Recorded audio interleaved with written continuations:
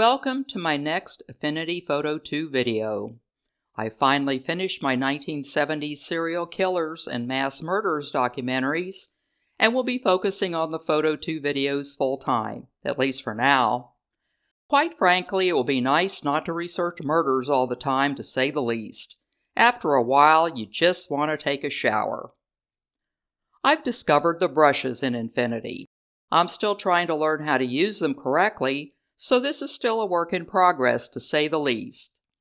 Right here is a picture of the Desert Botanical Garden in Phoenix, Arizona. This was taken quite some while ago with Kodak film, the kind that you had to get developed at Walgreens. If you're too young, ask your parents. They'll explain it to you. And, since I'm not a photographer, the quality of the photo isn't really the best. In this photo, we're going to create a watercolor effect. So the first thing you want to do is what we usually do, and that's to make a duplicate of the background. And what I'm going to do is I'm going to label the new layer Desert. We're not really going to have that many layers, so you really want to get them confused. You really don't want to get them confused, rather. I have a habit of forgetting to label them when I get a lot of layers, and I'm really trying to do my best not to do that. Okay, so now that we have duplicate layers, with this layer selected, what we're going to do is we're going to invert it. So most of this should sound familiar to you. When you invert the layer, what you get is a negative of the image. Now we're going to go down here in this panel and then select Color Dodge. When you select Color Dodge, that should get rid of everything, at least almost.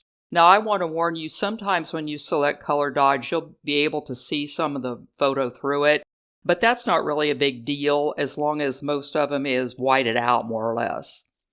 Now what we want to do is we want to click on the layer filters, these live filters, and that's the hourglass, and then once we click on that, we're going to select Gaussian blur.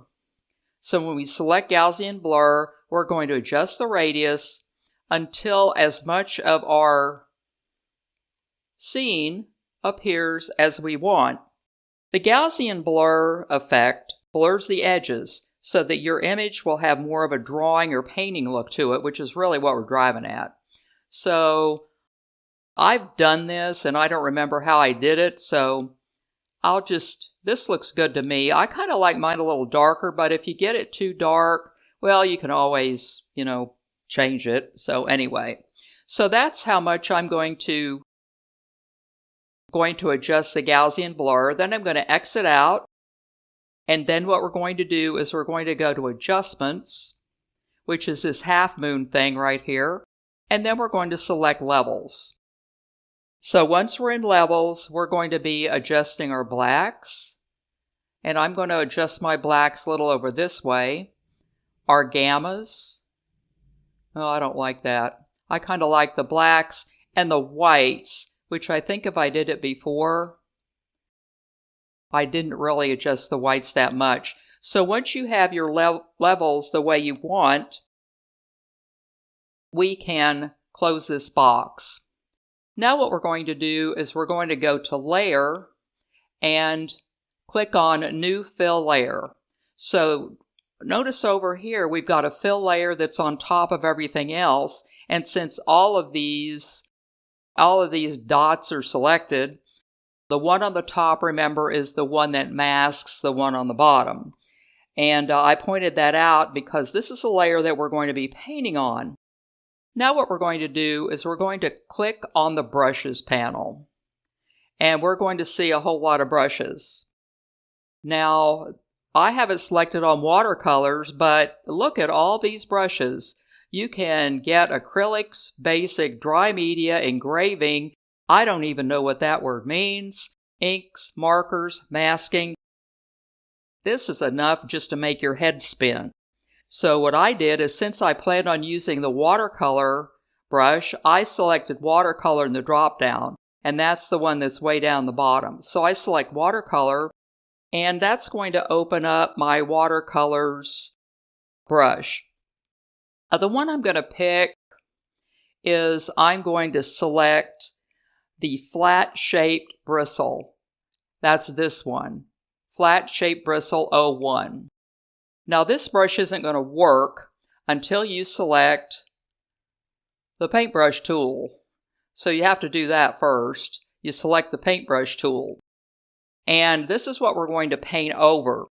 Now I found out when I was doing this or practicing on this that it kind of matters how you paint your brushes, and I think it just takes some practice to do it the way you want because it's got brush strokes in it. So when you paint on like this, see those brush strokes coming through, and that's what they should be doing. I'm not going to paint all the way to the edge because my plan is to put this on some kind of a canvas. So I'm just going to go over like this and paint over this to get most of my scene back. We'll get that cactus on the end and try to get most of the sky back, paint all this in until we get to about that point right there. Let's pull this down a little bit more. Now that we've got that much, I'm going to go to another brush so that I can smooth out these edges a little bit. Okay, so I'm going to go down on these watercolor brushes and look for something that says fine to wide. I should try that blurry wash. I'll do that later. Okay, fine to wide is down here somewhere. Oh, here it is. Fine to wide, spongy. So I'm going to pick that one, and then what I'm going to do is I'm going to kind of blop on. I'm just clicking my mouse. I'm not really painting or anything like that to smooth out these edges a little bit so that it doesn't look. See how harsh these edges are over here? And I want to get them smoothed out a little bit. So I'm going to do that and see if that works a little bit better because we want it to look like a watercolor. Okay, so after I've done that, then I want to make some adjustments. So what we're going to do is we're going to go back to the layers. I'll get rid of my brush selection right there. Now we're going to click on the top layer and we're going to select. I'm right-clicking on my mouse and I'm going to go up here where it says Merge Visible, and I'm going to click on that. What it does is it has merged all the layers below it into this pixel layer above it. So right here's our merged layer. And you might probably want to name it merge layer. I'm not going to do that right now. But this is the layer that we're going to be working on the rest of the time. And that means that whatever you do to this layer, adjustments you make to this layer, will also just adjust all the others in the group. And that's why we do that. It's going to affect everything. So far, this looks pretty good to my taste. I didn't want it to look too drawn in. I didn't want it to look too perfect, anything like that. Probably should have painted this in a little bit more, but, whatever. And now what I want to do is I want to click on this arrow right here. This is the blending modes menu is what this is called. And I'm going to go down to where it says multiply to make that a little darker because it was a little bit lighter. So I'm going to click on multiply. And remember, this blending mode, you can get all sorts of interesting things here. That linear burn, darker, lighter screen, color dodge, and all that. Okay, but I'm going to keep with multiply and then click on multiply. So that's darkened up my image a little bit. And now what I need, if this is all I'm going to do, this almost looks like it's got a wanted sign on it. But anyway, so now I need a canvas. So what I want to do is go back and find a canvas on the image. So I'm going to go to File, and click on place. And remember, I click on place because I want to put an image on top of this particular layer. I don't want to open another tab. If you go to File, Open, it's going to open another tab on you, and you don't want that. So I'm going to go to File, Place, and then I'm going to go to this, which is all of my backgrounds. I tested all these backgrounds on this. I hated half of them, but I found one that I thought was okay, and that one is going to be the canvas, which is what this is. It says textile, but it's a canvas texture. So I'm going to click on that, and then I'm going to open it, and you'll have to pull it down over your picture. Now, the way that we see the painting through the canvas is we're going to have to fiddle with the opacity. So it's already 100% right now, so it's blocking everything.